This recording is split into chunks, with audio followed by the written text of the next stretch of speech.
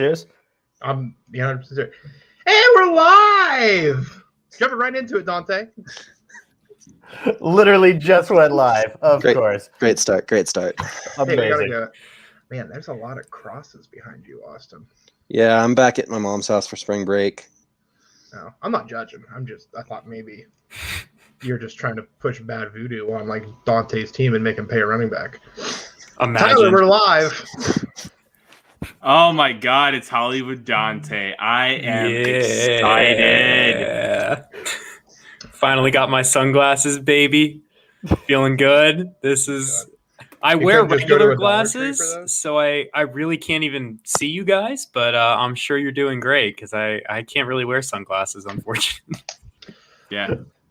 Well, we'll jump right into it here. And maybe if while I'm talking, because we're so professional, if someone wants to send the link to Browning so he could tweet it out, that'd be fantastic. That being said, Dante, I know you wanted to talk about the gigantic $48 million bullet your Miami Dolphins dodged today in Aaron Jones. What do you have to say about that as a Dolphins fan? Oh man, it's I haven't had this much dopamine in weeks. This is just absolutely fantastic. Imagine paying a position where you can draft a starter in the 5th round, like more than $5 million a year. Like literally could not be me. Or not draft. Yeah, right. Like the Packers literally drafted AJ Dillon in the 2nd round last season. And then they paid Aaron Jones all this money. So I'm incredibly happy. However, there is a part of me that is very much worried that the Dolphins will now draft like Najee Harris at pick 18, which I will be losing the sunglasses in that case. However, dodged a big bullet for the Packers, though. Like, I kind of get it in a way because like they need to maximize their window. I mean, it's still dumb. Like paying running backs is just, it doesn't work. There is absolutely no empirical evidence that it works. So, but in a way I kind of get it because they have to maximize their winning window. But as a Dolphins fan, woo, big sigh of relief, man. I'm feeling good. Does anybody here, and I'll include myself by saying no, and I'll let you three talk, Tyler, Mike, and Austin. Do any of you believe in paying running backs? Like, I'm even talking like McCaffrey, Kamara, Chubb when he happens. Like, I'm a Browns fan. I don't want to pay Chubb. Hi, it's a Cowboys fan who was I guess that's true. Paying Zeke. I was all for paying Zeke because I was dumb 2 years ago and didn't really get how all of this worked. I don't mind it as much as most of you guys do. I'm going to be honest. I like paying elite football players. That's just me, though. But with the running back, it's like you can sign James Robinson as a UDFA and get extreme production out of him in Jacksonville. It's not the way the current NFL is going, but I don't know. The Packers are in a Super Bowl window. They need to have the best roster they can. I just don't get it because of the A.J. Dillon pick last year. It makes no sense to sign Aaron Jones when you took A.J. Dillon in the 2nd round. I was going to say, Dillon was a 2nd round pick, which is when you think about it, they went to the NFC Championship again with their 1st round pick being a backup quarterback and their 2nd round pick being a 3rd string running back. So imagine if they would have gone receiver and tight end or anything like that instead of sticking with Jay Sternberger. Fortnite, you've been quiet. The Vikings paid Dalvin Cook, didn't they? They did, and I was very torn about it because the biggest question I have when it comes to paying running backs is, are they a true game breaker?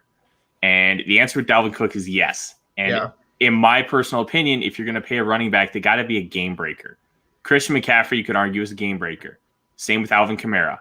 I don't think Zeke has ever been a game breaker, which is why I was against paying him that kind of money. I don't think Aaron Jones is a game breaker either.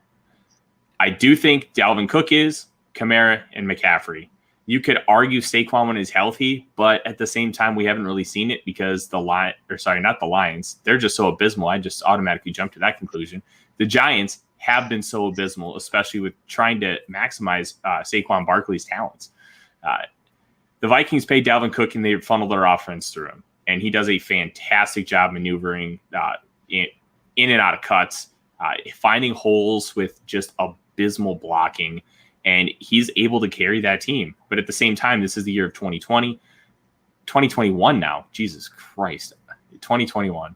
And you really shouldn't be funneling your offense through a running back. Mike Zimmer's thinking this is 1995 Emmitt Smith, the year he was the first-time coach in the National Football League, and he won a Super Bowl.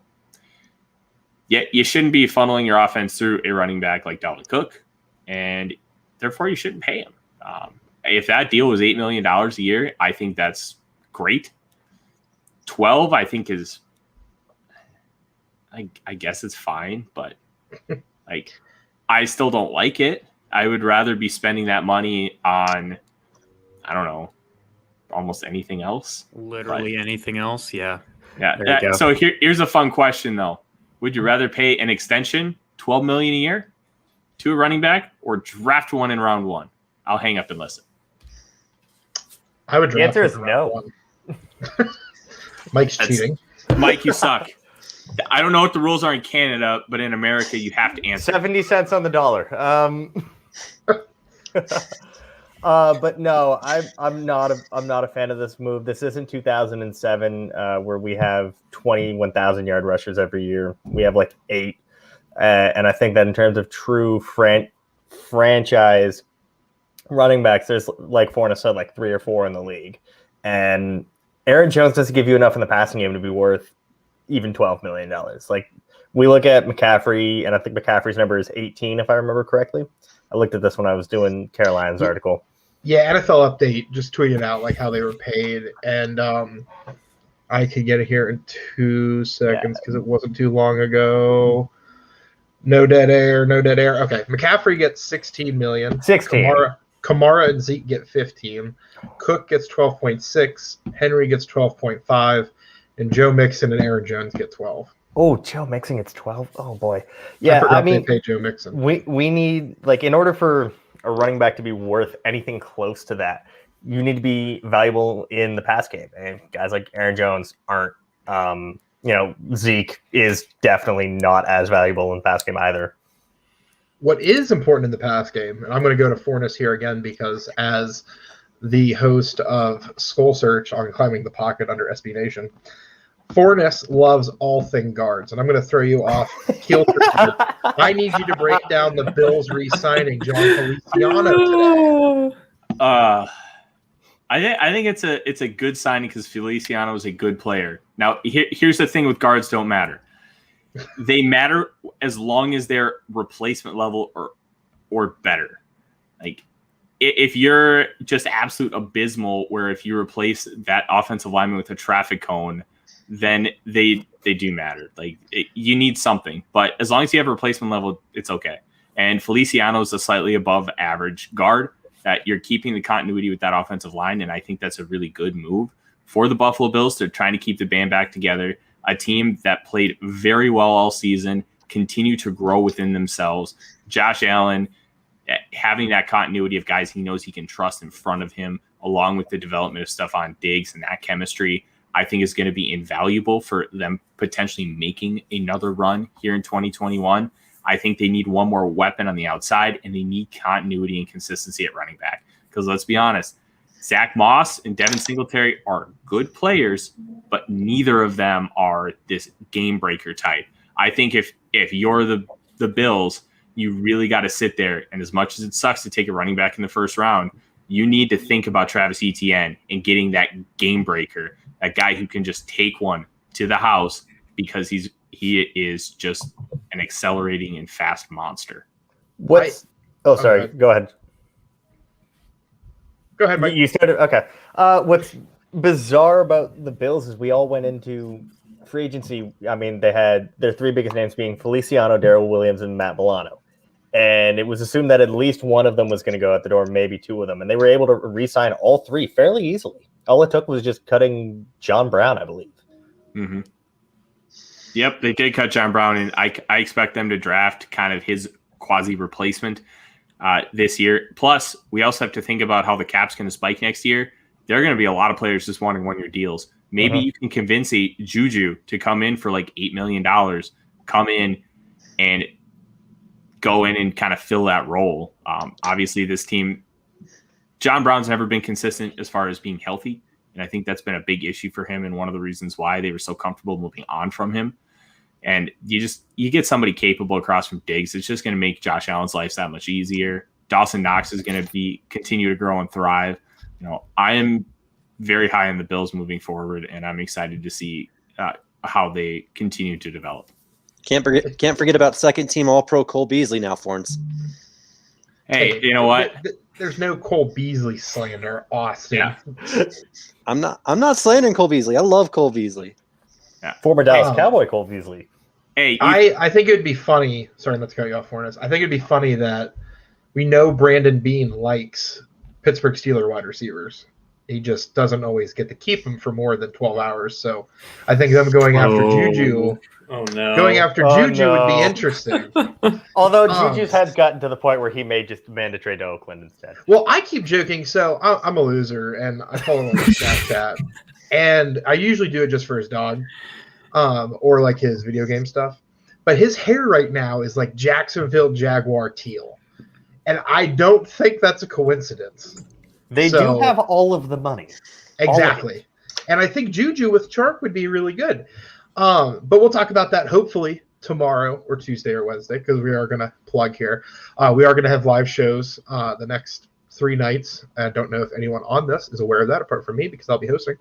But we are going to be trying to break down and get reactions. Nothing will be live because unfortunately we all have lives and we have to work. And some of us work retail and hate ourselves a little bit more each and every day because of that. But who shouldn't be hating themselves, well, actually, really, they should hate themselves too. The Houston Texans made 2 trades today, none of which involved DeShaun Watson.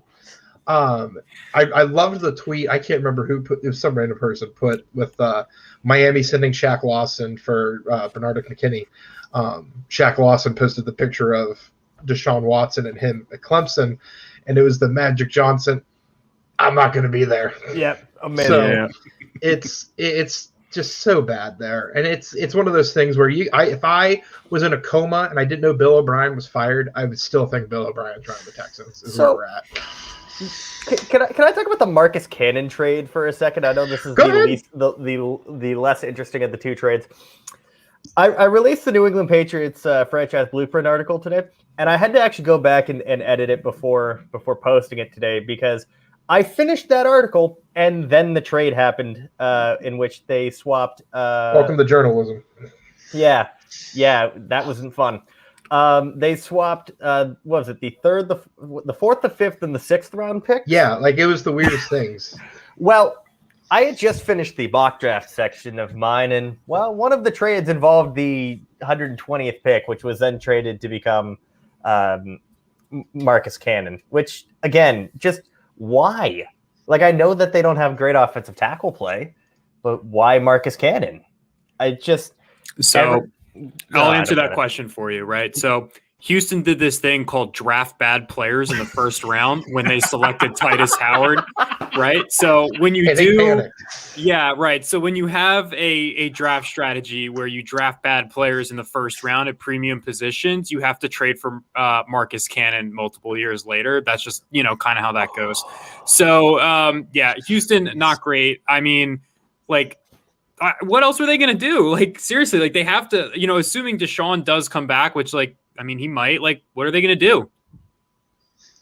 I mean, yeah, but it's a cluster. It's a complete and total cluster. That not to pivot away from this, but because I feel like we're going to be sitting on this news and it's like the Dak Prescott signing waiting to happen has been now replaced with waiting for DeShaun and Russ to get traded. R.I.P. Ben when that happens. But the thing I hope he's on the stream. I hope we're somehow live when it happens. Like, I think that would be absolutely fantastic. My man had a real life meltdown the other night. I don't know if he's watching this, but my Lord. Oh, poor Ben. I really think we're going to have a Carson Palmer situation with DeShaun Watson. Fornes being the only other old person here will understand what I mean by that. I'm not that young. I'm only a year younger than you. I'm not talking about Arizona Cardinals Carson Palmer, Dante. I remember Bengals Carson Palmer, Same. TJ Houshmandzadeh, Ocho Cinco. I remember those dudes. I'm not that old or that young. Thank God for NFL Films and their 3-minute highlights they tweet every day. That being said, I just don't know what they're going to do with him. Like, and they're kind of doing the whole Steve Keim. he's our quarterback for now. He's on the team for now. Like that loose verbiage that Jeremiah Trotter was talking about on their podcast. And I don't know what's going to happen with him. I think this situation is just so bad. And I think the other problem is, too, they have nothing to go off of because really you're going to be doing this in the dark and you're either going to – I mean, you're probably going to get fired because you're not going to win. You're going to get fired because you messed up this trade, or you're just going to have so much bad press and you're always going to be tied to this. It's just which quarterback trade are we talking about? Sorry, I got sidetracked for a second. DeShaun Watson. Just okay, yeah, because I mean we could say the same thing about Seattle too. So, but John Schneider has a Super Bowl, and nobody in Houston does. So that gets him a little bit of leeway. Hey, can I interest anyone in a trade for Kirk Cousins? No. Anyone? No. I've got Dak. I'm good. I would rather have Jalen Hurts. No, you wouldn't. No, you wouldn't. No, I wouldn't. I'd rather have a Here's the thing. Here's the thing with Kirk. And somebody tweeted out the other day about Mac Jones, and it makes sense. Kirk Cousins at $10 million? Awesome. Kirk Cousins at $30 million? Fuck.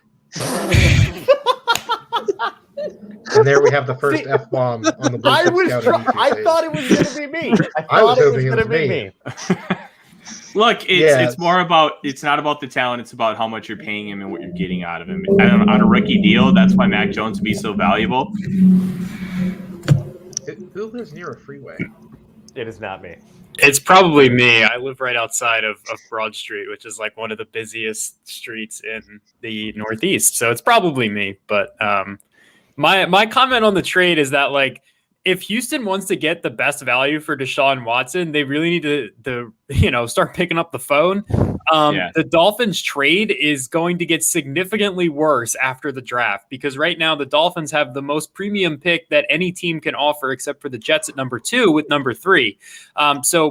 Both of those picks are going to be off the board after the draft. And you don't like the Jets and the Dolphins are probably going to get significantly better. I mean, the Jets just addition by subtraction by not having Adam Gase. And then the Dolphins, finished 10-6 this year. The only reason we have the 3rd pick is because Houston's the most incompetent franchise in the NFL. Thanks, Bill O'Brien. Yeah, exactly. Right. Bill O'Brien, by the way, best GM in Miami Dolphins history. Really appreciate that.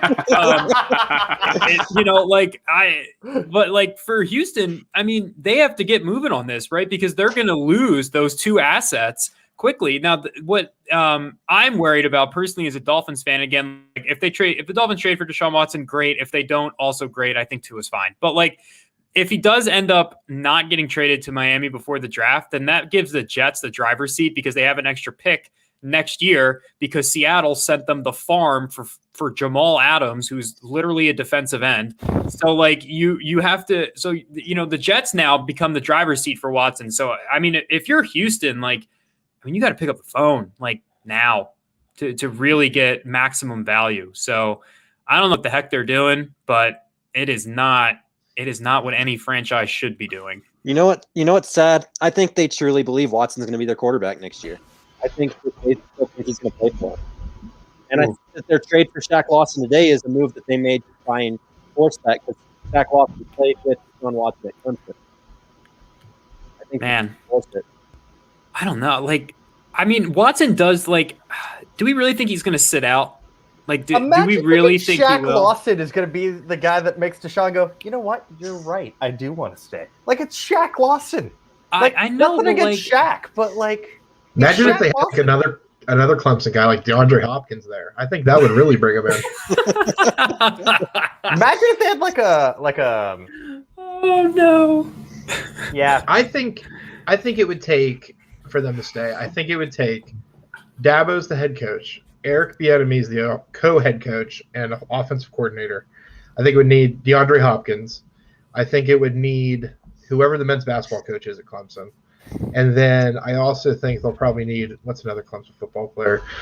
Christian Wilkins to come and do a split. And then maybe he stays.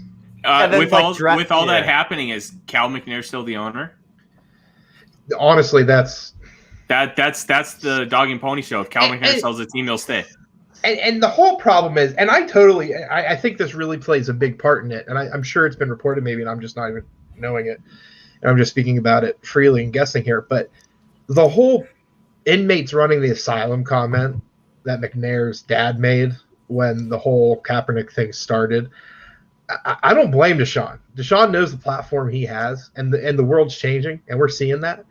And I think he sees it as, look at the WNBA, and it's not talked about. I don't even know if any of you know about this. Hrynyshyn might, just because she plays for the Minnesota Lynx. Maya Moore, who was I love her, the best player in the WNBA, arguably, has just stepped aside to do all this social activist stuff. I'm not saying DeShaun Watson would step away to do that, but I think there's athletes have real power now. We just lost a viewer. Athletes have real power now. And I think DeShaun Watson realizes that. So enough of that, though, because apparently the masses don't want it. I do think I do think that DeShaun would want Jack Easterby publicly shamed at midfield at the home opener as well, in order to have any hope. Yeah.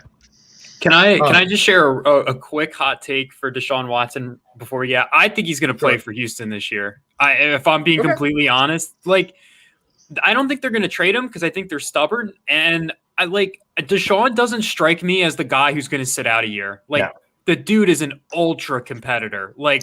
I really don't think he's going to sit out the entire season. Maybe I'm naive, but I really think he's going to suit up for Houston if they don't trade him. and it's also something to think about. The holding out structure is basically gone with this new CBA. You can't just hold out.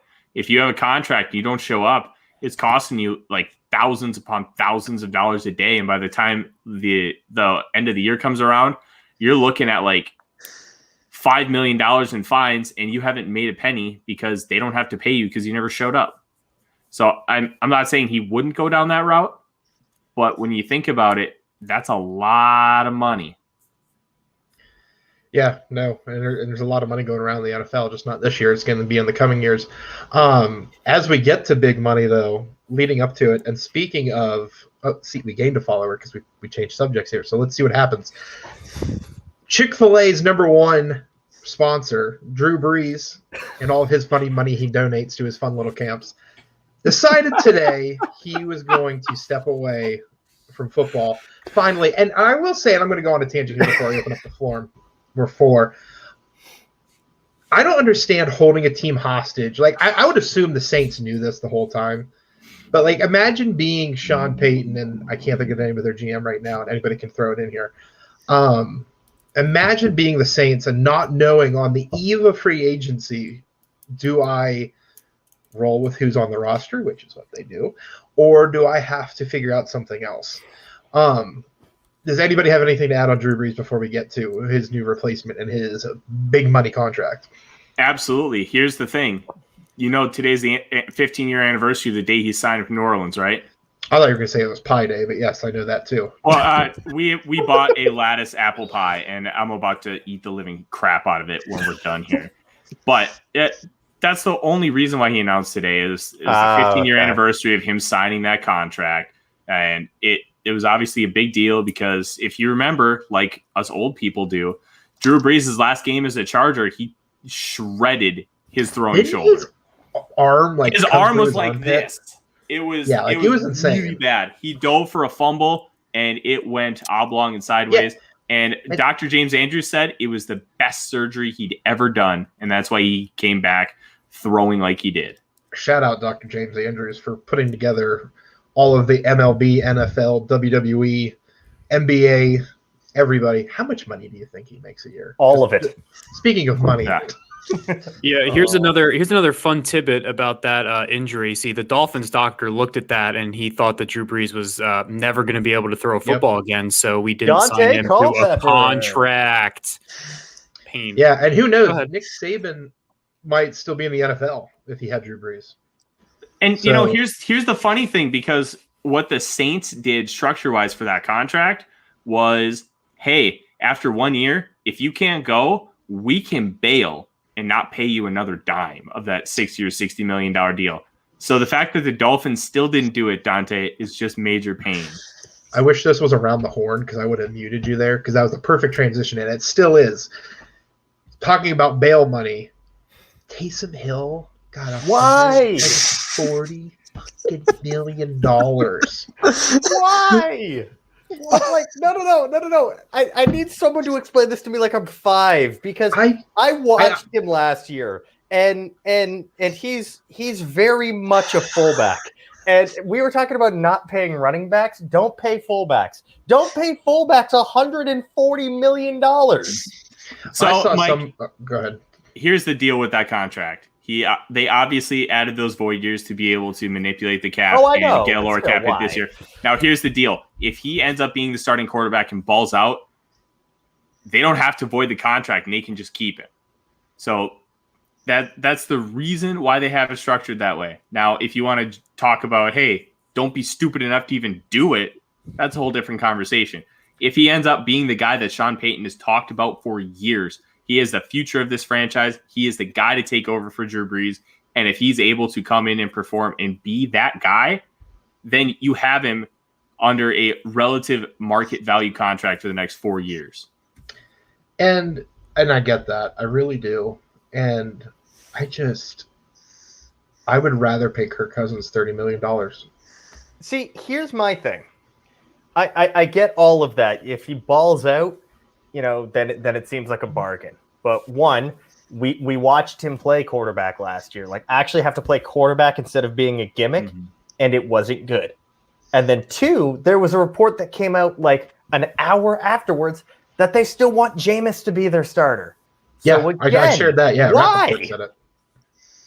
I don't know. And I think, and again, me and Fornes are really just bonding here over this. And when Florida went their first couple years without Tebow, they had no idea what to do at quarterback. And they had Trey Burton in at quarterback, who's now an NFL tight end, or was. I don't know if he's still on the Colts or Bears or wherever. Hill is Trey Burton. It's just, I just don't get it. And he's creative, but this isn't Navy where you can run the triple option and be successful. This isn't some horrible football conference like the AAC where you got teams like Temple. Okay. All right. No, and another thing that keeps being talked about is like Sean Payton talks about him being the future. Sean Future. When's that album dropping? Sean Payton talks about him being the future of the team. Taysom Hill's like 32 years old. He's older than everyone. Yeah. Fantasy people are going to hate that because his breakout age has got to be like 36. Fuck the breakout age. Oh, God. I think the rails we go. I think one of the things that's being lost in this debate, right, is that Sean Payton probably could have announced this contract at like any point.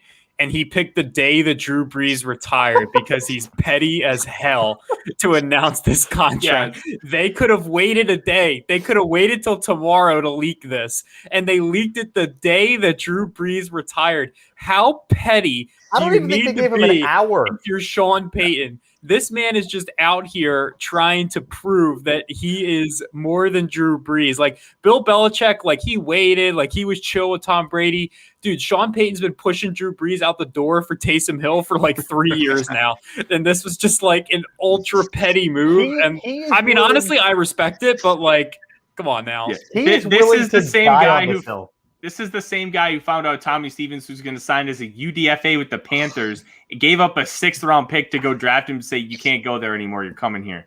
And Tommy Stevens was horrible. Didn't they cut him in training camp? Yes. They wanted him in the Taysom Hill role. Yeah, he was backup Taysom Hill. And, another thing that's getting lost in this conversation is that Taysom Hill is terrible. So yes. I don't know. You already have one. Now, they always say like nothing's better than a 2-for-1. In this scenario, I would disagree. There is everything. This is a 0-for-1 scenario. You know what I mean? Like, man, they may as well sign Nick Fitzgerald and make it a 3-for-1 because they're all the same player. Yeah, you know what? They can run 33 personnel on every possession. It can be. We can call it the Bourbon Street Menage a Trois. Mike, I heard you compared Tebow to this. I said right-handed Tebow. No, I will not have that kind of slander on Tebow. No. Now Mike gets the around the horn mute button. Wait, okay. So, where's Clayton Thorson? Can he join in there as well? Clayton Thorson is on Dallas's practice squad, if I'm not mistaken. Wow, Austin sure- had that ready to rip. I am sure Sean Payton is ready to send a 4th-round pick as an insurance Let's policy throw for Easton Taysom Hill. Stick into the mix too while we're at it. Just all the bad quarterbacks, all of them. at once. So you talked about, I think Mike, you said it was like how it was like, or Dante, one of you said how they waited no time, or like it was very quickly. 5:06, Drew Brees posted his retirement. 5:25, Adam Schefter posted. I thought it was like an hour. 19 minutes. 20 minutes. King Petty Sean Payton, go off, my guy. Get your Taysom Hill money. We're gonna have to start a thing where you can give him a pair of sunglasses, and it could be like your Hollywood person. Sean Payton can be Hollywood Sean Payton. Yeah, he's Hollywood Payton right now, dude. Speaking of Hollywood, someone give Taysom Hill's agent a raise. This man, my lord, what a good agent this guy is. He's got a fullback paid like a franchise quarterback. I mean, my man. Woo! Now, He's the guy oh my gosh. Lawrence Sharp has a really good tweet about that, actually. I'm good. I promise I'm good.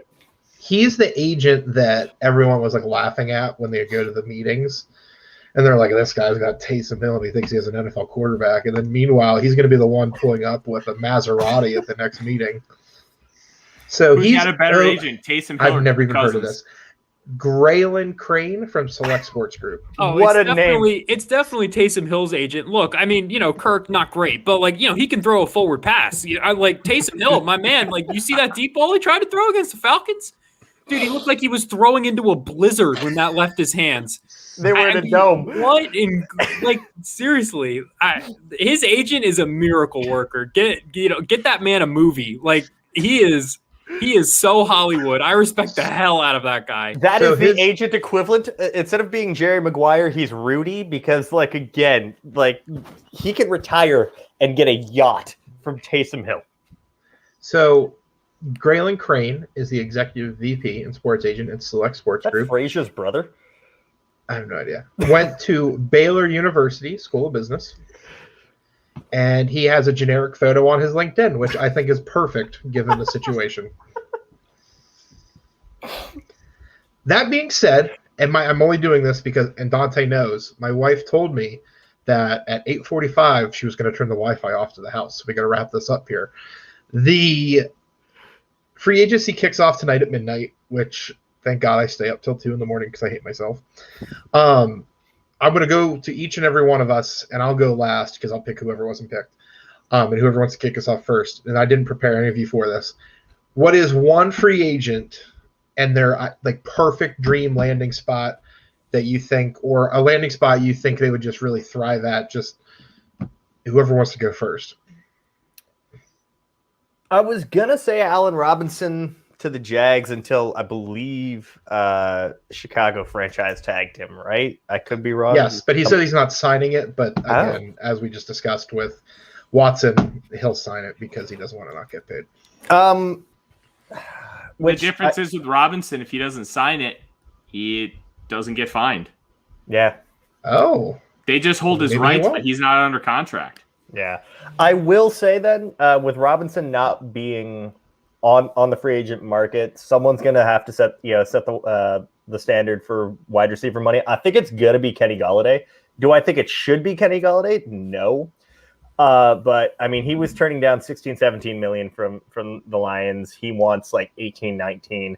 Some teams that can give it to him: Miami, Jacksonville, the Jets. I think ultimately he's going to want to go to a team that has some hope of being a decent offense. So I think he would do fantastic in Miami, and I don't know what Dante would think about that. I do think that Jacksonville, because they can go, here's $22 million because, we have $100 million to spend. So here's 22. I think that having Trevor Lawrence being able to throw to him would set that offense up for years. Are you guys ready for the greatest intro in the history of the show? And we're down to not a lot of viewers, so it makes perfect sense time to do this. 3, 2, 1. Hey, Russell, welcome to the live show. Unmute. There we go. There he is. Russell, we are already live, and we're getting ready to wrap up, actually. But welcome you to the channel. Oh, it happens. I'm late every single time for everything. Ask anybody here. I was 2 minutes late, though, for this. Was the best I've done in a while. So, Russell, we're talking about if you could have a free agent tomorrow, because we already talked about the news, sadly. We're talking about free agents tomorrow. Who is somebody that it could be a free agent? For example, Mike talked about Kenny Golladay going to Miami. He thinks would be a perfect fit. Is there any free agents that you know of that you think would be a perfect fit anywhere? Corey Linsley to the Ravens. I don't like the Ravens.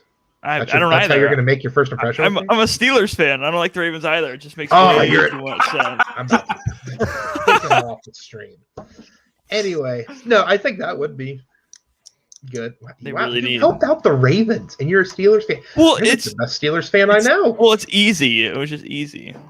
No, you know the team. I know how that goes. Yeah. Who's next? I'll go ahead and go because I was actually going to initially talk about Kenny Golladay to the Jaguars. I think that's like the Mike easy one. Suggested.